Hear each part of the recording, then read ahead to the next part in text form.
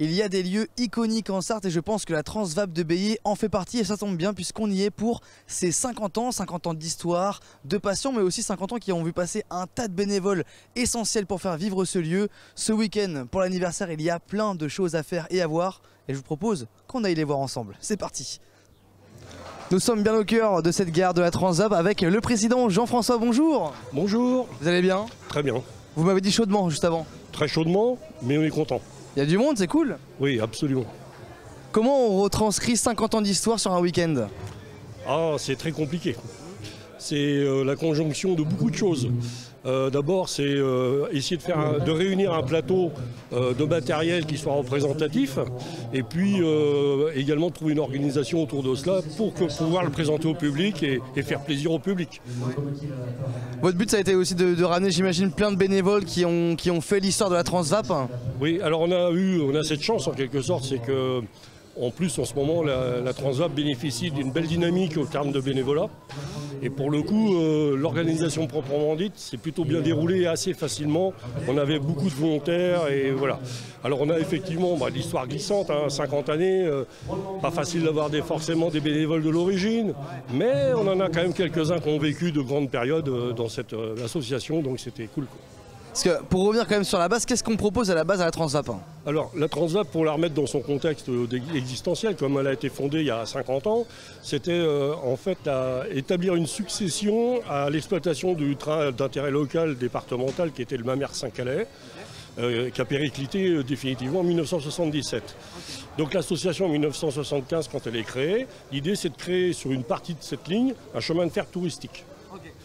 Ça se fait avec l'appui du conseil, à l'époque on appelait ça un conseil général de la Sarthe, et qui confie de fait 17 km de ligne, donc de Bélier où nous sommes jusqu'à Bonnetable, les bâtis qui étaient également sur la ligne, ainsi qu'une grosse partie du matériel roulant qui était disponible au Mamers-Saint-Calais. Okay. Voilà.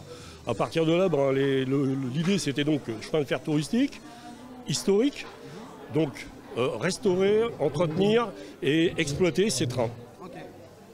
Et là sur ce week-end-là, vous avez du coup ramené du matériel, vous me disiez juste avant, du matériel aussi pour retranscrire l'histoire. Oui, en fait l'idée c'était de dire, montrer ce que c'était que l'ensemble de l'épopée et de l'attraction du chemin de fer. Et on a cette chance effectivement, c'est qu'on passe du plus ancien qui représente une locomotive de 1829 au TGV qui marque notre ère, l'ère moderne du chemin de fer. Et comment vous avez justement réussi à ramener tout ce vieux matériel? C'est le secret, le réseau on appelle ça. Ouais, voilà, c'est les multiples connaissances qu'on en a dans le milieu, entre chemin de fer touristique, entre passionnés de chemin de fer. Et puis on a eu quand même des appuis extérieurs intéressants, notamment de la part de la SNCF. Et pour le coup j'ai envie de le souligner parce que c'est pas rare. C'est quasiment rare maintenant dans notre période que la SNCF soit impliquée dans des événements comme ça. Bon on peut les remercier. Et je vous propose justement qu'on se dirige vers du matériel, notamment un TGV pourquoi pas, qui a été ramené spécialement pour l'événement. On y va, c'est parti. C'est parti. On parlait du TGV et on est dans le principal intéressé finalement, un ancien TGV Jean-François. Oui absolument, il s'agit d'un TGV de la première génération qui avait été construit donc pour faire la ligne Paris-Lyon, le TGV Sud-Est, qui est la première ligne nouvelle qui avait été créée en France.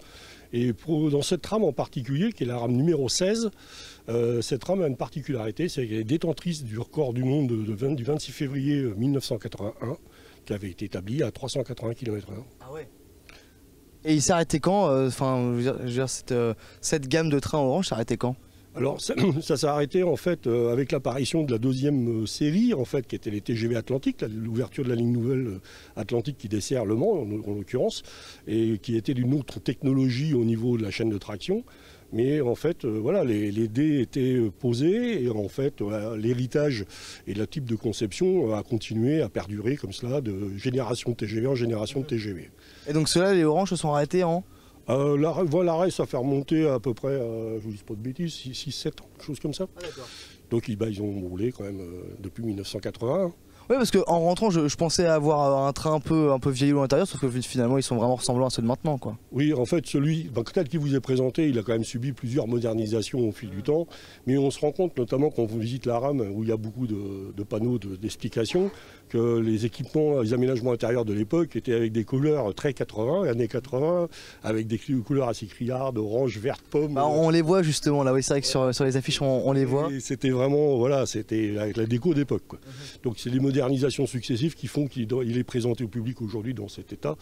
Et d'ailleurs, il y a un petit clin d'œil qui est fait quand on regarde la livrée extérieure du train, c'est qu'on a la motrice qui est effectivement orange, mais au fur et à mesure qu'on progresse en regardant le restant de la rame, on voit qu'il y a des dégradés de couleurs qui amènent effectivement aux dernières coloris, aux dernières livrées qu'il a pu recevoir. Okay. En tant que passionné de train et du monde ferroviaire, je pense que vous saurez me répondre. Comment c'est arrivé en fait le TGV, les trains à grande vitesse? Comment c'est arrivé? Alors c'était un besoin en fait. Hein. C'est parce que ça répondait effectivement au modernisme qui disait que effectivement de raccorder les villes les plus importantes et tout cela était très important. À l'époque, pour aller par exemple, en l'occurrence Paris-Lyon, pour aller rapidement à Lyon, c'était l'avion. Ah ouais. Et donc il y avait plusieurs projets qui à l'époque ont couru, notamment l'aérotrain de l'ingénieur Bertin. Et en fait le TGV s'est imposé parce qu'il présentait l'avantage de pouvoir réutiliser les lignes, une partie des lignes SNCF existantes, et avoir à la disposition une ligne nouvelle qui lui permettait d'atteindre des vitesses 260 km/h à l'époque, et de fait à parvenir à couvrir Paris-Lyon en 2 heures. Bah merci beaucoup Jean-François, on en a fini je pense avec ce TGV, puis on va pouvoir ressortir et aller voir d'autres matériels présents sur la Transvap aujourd'hui. Allez, on y va. Et ça y est, la locomotive Seguin est de retour Jean-François. Ah oui, alors donc bah voilà, on vient de franchir un grand pas. Ouais.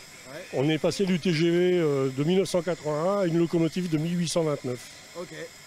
Avant de s'intéresser à la Seguin, j'ai 2-3 petites questions en lien avec le monde ferroviaire. C'est quoi la différence entre une voiture et un wagon? Alors la voiture est destinée au transport de voyageurs et le wagon au transport de marchandises. Ok. Pourquoi les trains roulent à gauche? Alors ça c'est des héritages parce que le chemin de fer d'origine c'était plutôt britannique. Mais si on va, même en France d'ailleurs, en Alsace, voire il y en a dans les pays d'Europe, de l'Est, on roule à droite. Ok, intéressant. Et dernière petite question, une fois j'avais discuté avec un contrôleur dans un train qui m'avait raconté une histoire par rapport à l'écart qu'il y a entre les rails. On m'a dit que c'était par rapport au carrosse impérial anglais ou quelque chose comme ça. Oui, c'est ça, ouais. En fait, il y a encore là, c'est un héritage anglais pour une cote qui, de nous autres Européens, peut nous surprendre, 1,435 m. Voilà. C'est précis, oh là, ça m'a fait sursauter, c'est précis. Oui, absolument. Et en fait, c'est devenu l'écartement standard dans le monde, on va dire, parce que la plupart des pays au monde circulent avec ce type d'écartement.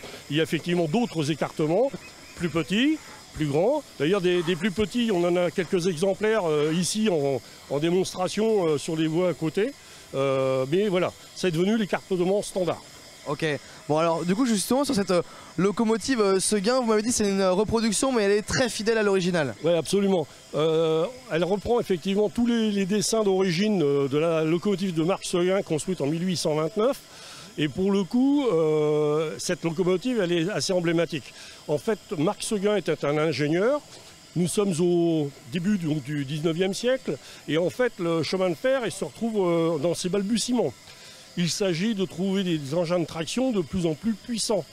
C'est pas facile, on est au début de la vapeur, on maîtrise pas tout encore et tout. Et en fait, Marc Seguin va avoir une idée géniale. Il va inventer ce qu'on appelle la chaudière tubulaire, qui permet de produire davantage de vapeur et donc de fait pouvoir faire rouler plus facilement un train. Alors la reproduction qu'on a ici, donc encore une fois tout à fait fidèle. Alors on voit bien bénéficier d'une technologie d'un autre temps, les roues en bois, un système de distribution du mouvement qui est absolument archaïque, mais ça fonctionne et ça roule à 10 km/h. C'est pas mal quand même. Ah bah oui, mais à l'époque, faut se dire que c'était le cheval. Bah ouais, c'est vrai. Et là on emmenait beaucoup plus, on peut emmener, là, elle est chez nous avec simplement un petit wagonnet dans lequel prennent place les voyageurs, histoire de se propulser dans le temps. Mais avant, ça pouvait transporter plusieurs wagons de charbon par exemple ou autre. Donc ça c'est le début du chemin de fer, tout à fait. On peut s'en rapprocher un peu et vous me disiez juste avant que vous vouliez quand même faire un grand merci, donc j'en profite de le dire au micro, pour tous justement vos bénévoles qui sont dans les locomotives qui sont habillées les bras couverts, là il fait 35 degrés, on peut les remercier quoi. Ah bah oui, de toute façon, et puis bah voilà, c'est toute la force du bénévolat quoi, c'est la volonté, la passion qui anime tout le monde. Et puis je dois reconnaître qu'en tant que président de la Transvap, je suis particulièrement fier de ce qui se passe. On a une dynamique fantastique au sein de l'association, on va véritablement de l'avant, on a plein d'idées, franchement c'est très agréable. Vous me parlez d'idées, il y a eu le Vélorail il n'y a pas très longtemps qui est une nouveauté. Est-ce qu'il y a d'autres nouveautés qui sont à venir? Peut-être que vous voulez les garder secrètes? Alors bon, secret, non, parce qu'on va toujours essayer d'aller de l'avant. Donc il y a des petites choses comme la voiture impériale que l'on détient actuellement, qui ferait véritablement partie de nos projets de restauration, pour effectivement, alors là, encore une fois, être un véhicule unique, en état de rouler, et qui plus est sur une ligne qu'il aurait pu fréquenter au début du XXe siècle. Et ben on peut en parler de la voiture impériale, Samuel, si jamais c'est ce qu'il y a juste derrière avec un étage à l'entrée du site. Vous me disiez que c'était en fait l'ancêtre du RER, c'est fou? Oui, absolument. Ces voitures, elles ont un surnom, on les appelle bidelles. Et en fait, ces voitures, elles ont été déployées au départ sur la banlieue parisienne, parce que pour accroître effectivement leur capacité de transport de voyageurs. Le voyageur étant moins lourd que de la marchandise, a fortiori. Donc pour une même surface d'occupation sur les rails, eh ben, en mettant en étage, on permettait de transporter davantage. En fait, donc les trains de banlieue à 2 niveaux, c'est pas une invention récente. Hein. Ça date de 1899. Et donc c'est l'ancêtre du RER, donc pour le coup. Je vous dis tout ça c'est passionnant, mais vous Jean-François, comment vous êtes tombé passionné du monde ferroviaire? Oh, tout petit, tout petit, comme beaucoup. Ça commence avec un train électrique. Et puis ça a été mon truc, et puis voilà, j'en ai fait mon métier, je suis maintenant en retraite, et puis c'est un grand moment, quoi. Voilà, je retrouve encore ici, en plus du chemin de fer historique, donc c'est encore plus intéressant. Vous faisiez quoi la SNCF? J'ai terminé au centre d'ingénierie du matériel au Mans, responsable sous-système chaîne traction thermique et responsable technique nationale carburant. Voilà, vous m'avez parlé un peu chinois, mais on va dire que j'ai compris. Voilà. Non, en fait, je m'occupais de la conception de matériel nouveau. Au niveau des installations de traction quand il s'agissait d'une propulsion thermique. Quoi. Okay. Voilà, pour faire clair. Qu'est-ce que je peux vous souhaiter pour la suite de la Transvap? Parce que là on marque quand même un gros point, les 50 ans, mais bon, l'histoire va encore s'écrire au fur et à mesure. Alors c'est que si on pouvait en écrire encore 50 années, ça serait très bien. Si on pouvait l'écrire avec surtout un petit peu de décontraction, parce qu'on a une période un petit peu tendue avec des problématiques infrastructures actuellement. Si on avait effectivement les solutions qui pouvaient arriver pour régler ces petits problèmes d'une manière budgétaire et qui plus est avec une aide un peu plus forte du conseil départemental, voilà. Mais on a un sujet à développer avec le conseil départemental de la Sarthe et on n'est pas moribond, loin de là.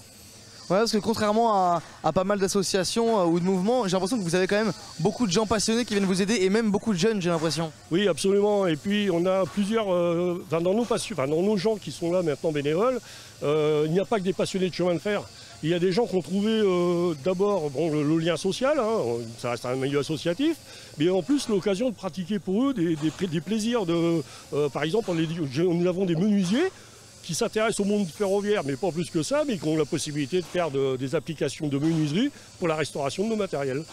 La voiture bidelle, la voiture impériale, ça sera le plus bel exemple d'application de cet art que la menuiserie. Complètement. Bon, en tout cas, on a hâte, peut-être qu'on viendra pour l'inauguration, et moi je vous souhaite que du bonheur et que du plaisir pour la suite, Jean-François. Merci beaucoup. Ah, merci bien, au revoir. Au revoir, à une prochaine, et nous on part maintenant au Mans pour Le Mans fait son cirque. C'est parti.